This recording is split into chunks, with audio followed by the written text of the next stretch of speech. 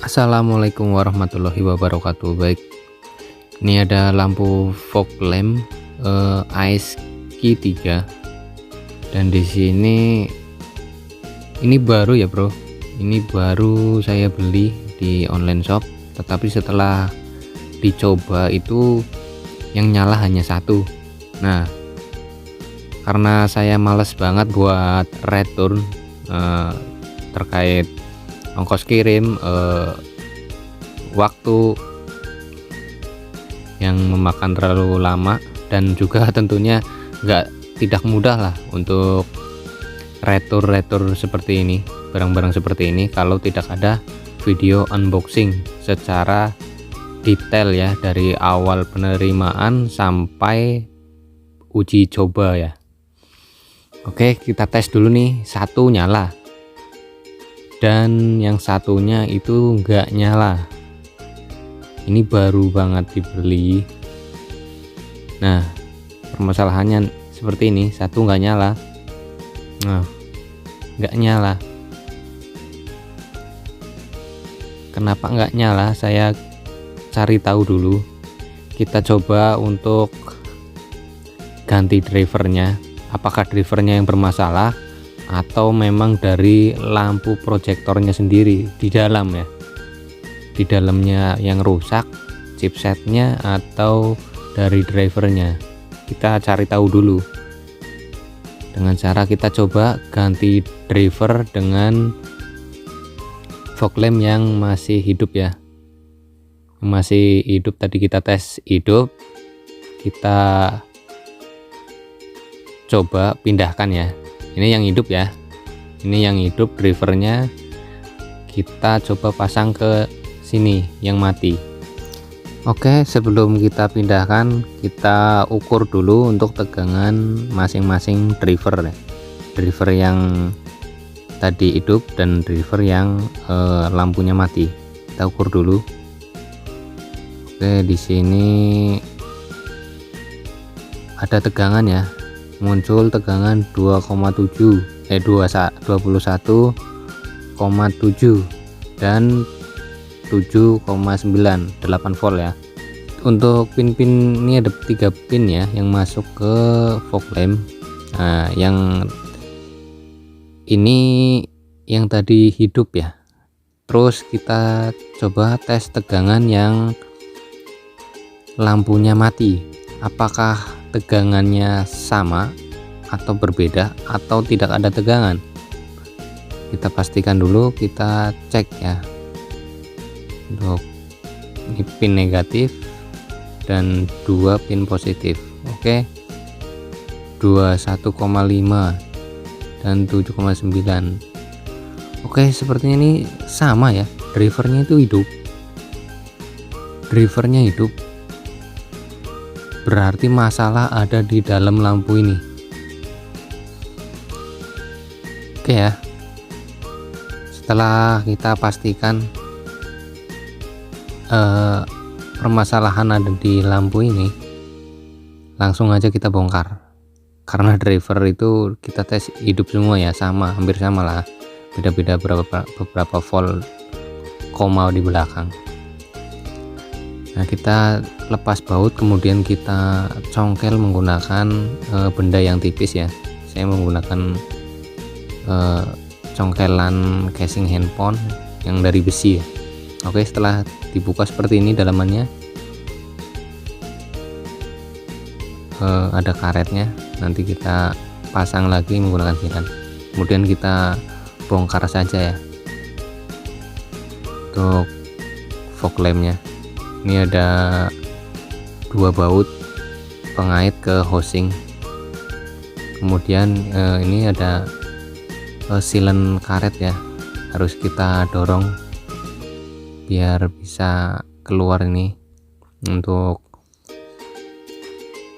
chipnya ya, casing reflektornya. Ini harus kita dorong. Ini ada karet double ya, karet kemudian silen. Setelah kita dorong ya, tidak usah sampai lepas. Untuk solenoid normal, lalu kita cek untuk di chipsetnya ya. Nah, di emitter chipsetnya. Oke, sepertinya tidak ada masalah kabel putus maupun yang lain ya, secara fisik aman. Lalu ini ada solderan di sini. Saya curiga ini di pin positif dan negatifnya itu nempel reflektor ya, karena reflektor ini catnya itu kan chrome ya, jadi lapis metal, sehingga dia bisa menghantarkan arus listrik.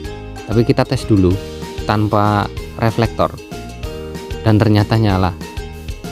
Berarti masalahnya ada di reflektor.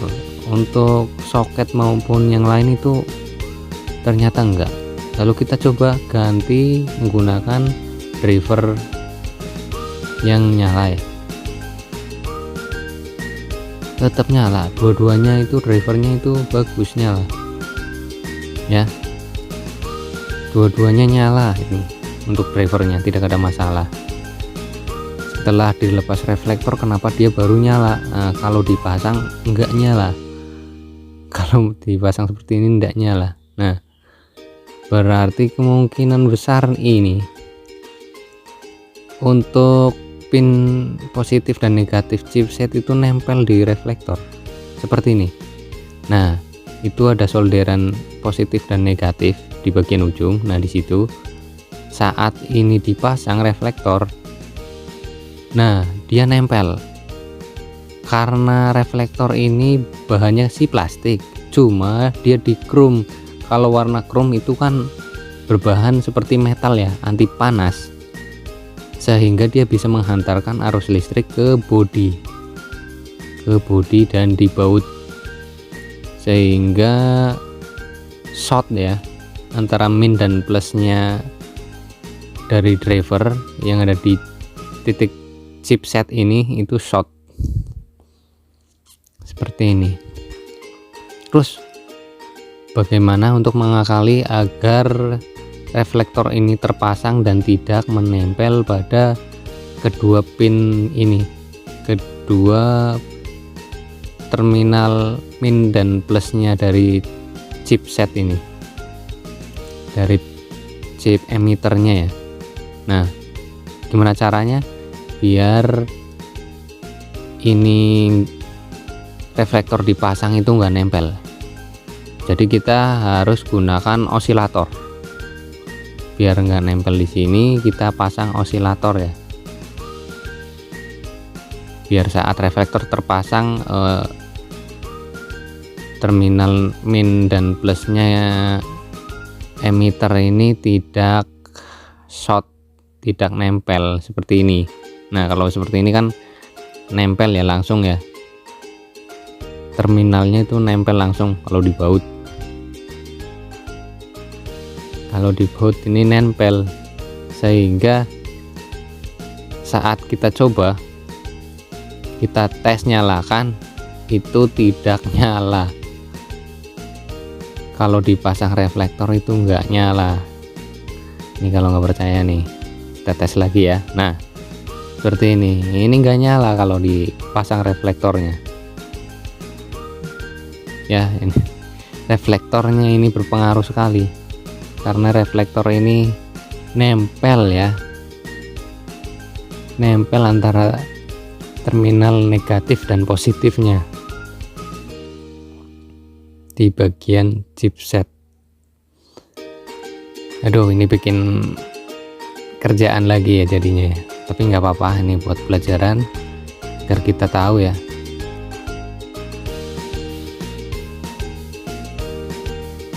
Kita coba tanpa reflektor ya, ini kurang kencang.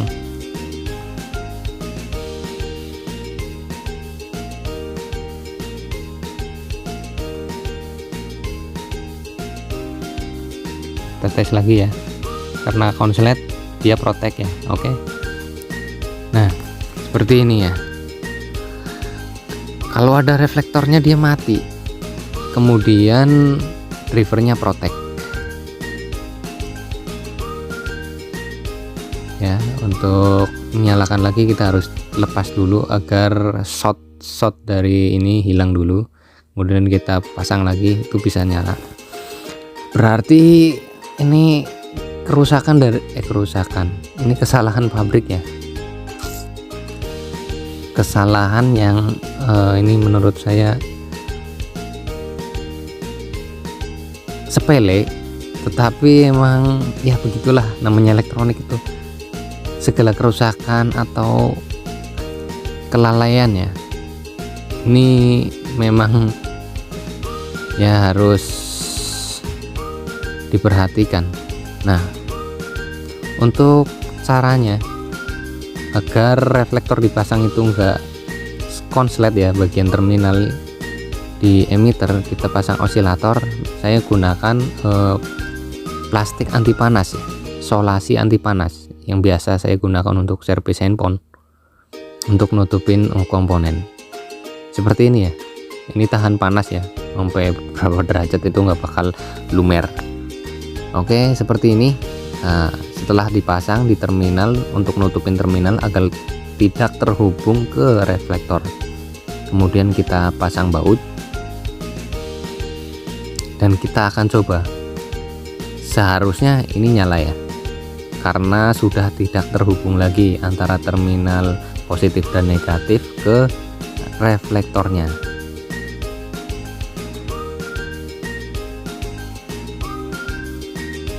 Baik, kita akan tes ya. Nah, langsung nyala kan, seperti ini kan, langsung nyala dia. Oke, berarti masalahnya cuma di situ, sepele banget ya, nggak ada osilator. Karena itu di chipsetnya itu ada solderan sedikit nongol, nempel lah ke reflektor. Karena reflektor bahannya catnya yang biar bisa mengkilap seperti kaca, itu kan metal ya, catnya kayak metal anti panas ya. Jadi dia bisa menghantarkan arus listrik atau tegangan. Oke, untuk permasalahan ini hanya itu ya, cuma masang solasi anti bakar. Oke, kemudian kita pasang kembali menggunakan silen ya, atau lem kaca. Kita pasang lagi dan jangan lupa kita lihat yang satunya agar tidak kebalik masangnya. Dan mudah-mudahan untuk QC ceknya ya, quality controlnya lebih diperketat lagi untuk dites dulu sebelum dipasarkan ya. Karena setahu saya juga kan untuk pengetesan cuma ya dari 10 biji yang dites satu, keluar lagi 10 biji tes satu ya, sehingga pasti ada aja yang miss karena barangnya mungkin kan karena ribuan.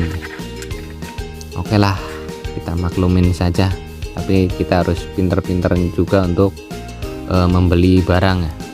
Namanya elektronik itu susah, sekarang itu susah. Oke, semoga video ini bermanfaat buat teman-teman. Abaikan yang sudah master. Oke, saatnya kita tes menggunakan wattmeter. Untuk menyalakan 2 biji ini membutuhkan daya 4,8 ampere dan 53 watt power output. Oke, jadi satunya itu sekitar 2,8 watt ya, satu lampunya ya, satu lampunya sekitar 28 watt. Oke, seperti itu. Tapi ini hasilnya emang terang banget kalau sudah dipasang di mobil ya mas bro. Oke, hanya itu yang bisa kami sampaikan melalui video ini. Semoga bermanfaat buat teman-teman yang mengalami kasus yang sama. Oke, terima kasih sudah menonton. Next, jikalau ada lagi permasalahan, mari kita akan bahas. Terima kasih untuk semuanya yang sudah menonton. Wassalamualaikum warahmatullahi wabarakatuh.